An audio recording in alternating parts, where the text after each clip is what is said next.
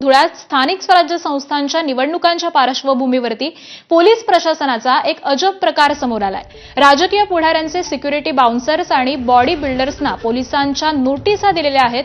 निवडणुकांच्या काळामध्ये समाजात दहशत किंवा कायदा आणि सुव्यवस्थेचा प्रकार निर्माण होईल असं काही घडू नये म्हणून नोटीस देऊन समज देण्यात आली आहे। समाजामध्ये दहशत निर्माण होईल असं कृत्य करू नये, गुंड, समाजकंटक, गुन्हेगार यांच्याबरोबर राहून शक्ती प्रदर्शन करू नये असे निर्देश हे या नोटिसीमधून देण्यात आलेत। पोलिसांच्या या नोटिसीमुळे बॉडी बिल्डर्स आणि बाउन्सर्सनी नाराजी व्यक्त केली आहे।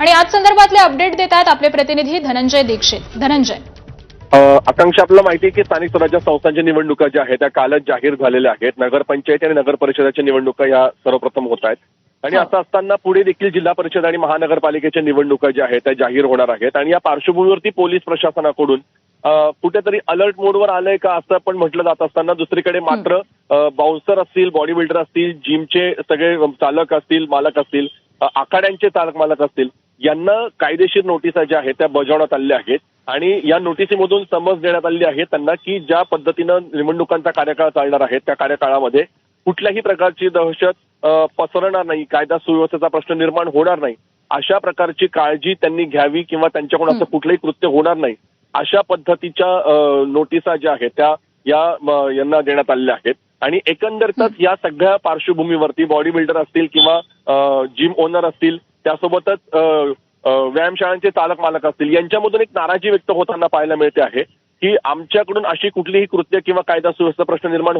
केला जात नसताना आम्हाला या नोटिसा का दिल्या जातात अशा पद्धतीचा प्रश्न त्यांच्यामधून निर्माण होतो आहे। त्याच्यामुळे एक नाराजी जी आहे ती पोलीस प्रशासनाच्या विरुद्ध त्यांची पाहायला मिळते आहे। आकांक्षा, ठीक आहे, धन्यवाद धनंजय या सविस्तर माहितीसाठी।